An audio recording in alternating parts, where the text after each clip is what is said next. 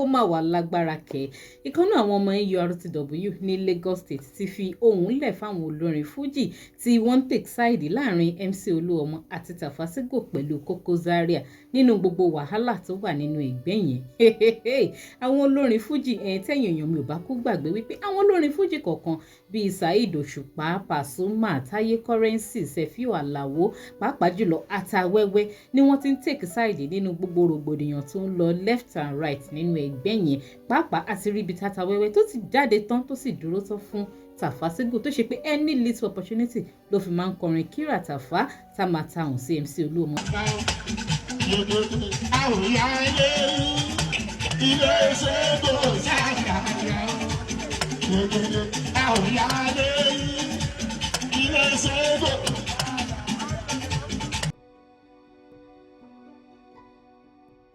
bẹ́ẹ̀ náà la dẹ̀ ti rí àwọn kọ̀ọ̀kan míì náà àti ibi tó ṣùpá náà ti declare support fún MC Olúọmọ tó dẹ̀ dúró tí tó ń kọrin tó fi ń kì í.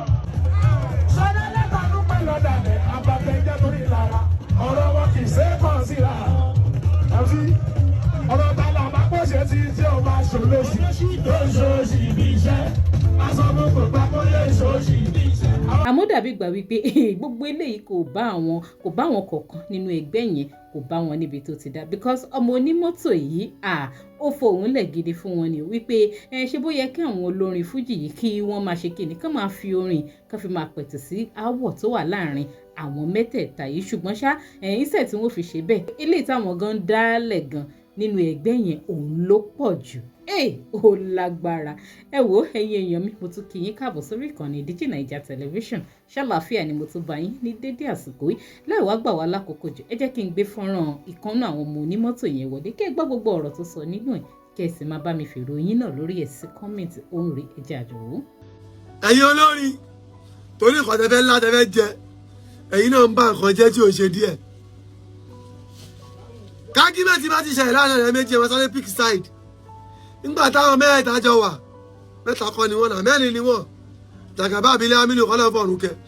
nígbà táwọn mẹ́rin jọ wà gbóyìnlẹ̀ ń gbádùn wọn náà so argument kékeré kan wá ṣẹlẹ̀ sí the next thing ni pé kẹ́ pick side kẹta òun sọ́tún kó sílẹ̀ mọ̀ pé tòun lẹ́ ń ṣe kẹta òun sọ́sì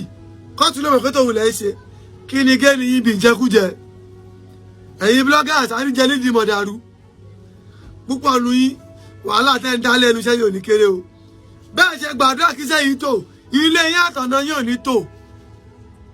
àfi kẹrin oníkẹ́pìwàdà ẹ̀yin lẹ ṣàfẹ́ ní fáyọ́ ẹ̀yin náà lẹ́ṣà ìnà kò bá dìyẹ ẹ ṣàgbéjẹ mọ́wọ́ ẹ̀yin ṣàṣọkúsọ ẹ dẹ̀ má gbé wọn láyé lọ́wọ́ àwọn púpọ̀ nu yín ti ní followers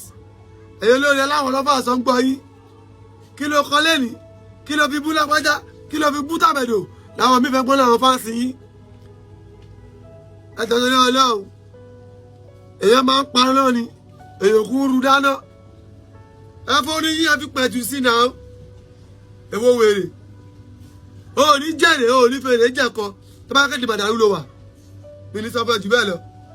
ó lágbára ọlọ́run kò ṣàánú ẹ̀yin èèyàn ojú wo lẹ tún fi rí ọ̀rọ̀ ìyàwó ló wàhálà tẹ́ ń dánú iṣẹ́ ìta tẹ́ ń dálẹ̀ òkèrè ṣé lóòótọ́ ni ká ní ẹ̀yin olórin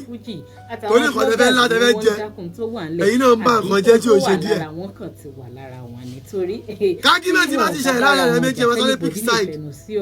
nígbà táwọn mẹ́ta jọ wà mẹ́ta kọ́ ni wọ́n náà mẹ́rin ni wọ́n Jàgàbá abilẹ̀ amínú kọ́ náà fọ̀rùn kẹ nígbà táwọn mẹ́rin jọ wà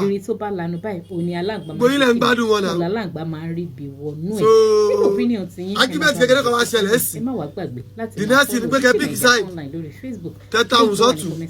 kó sílẹ̀ mọ̀ pé tòun lẹ́ ń ṣe kẹta òun sọ́sì kó sílẹ̀ mọ̀ pé tòun lẹ́ ń ṣe kí ni géènì yín bí ìjẹkújẹ ẹ̀yin bloggers àríjẹ nídìí mọ̀dàrú púpọ̀ nu yín wàhálà tẹ́ ń dálẹ̀.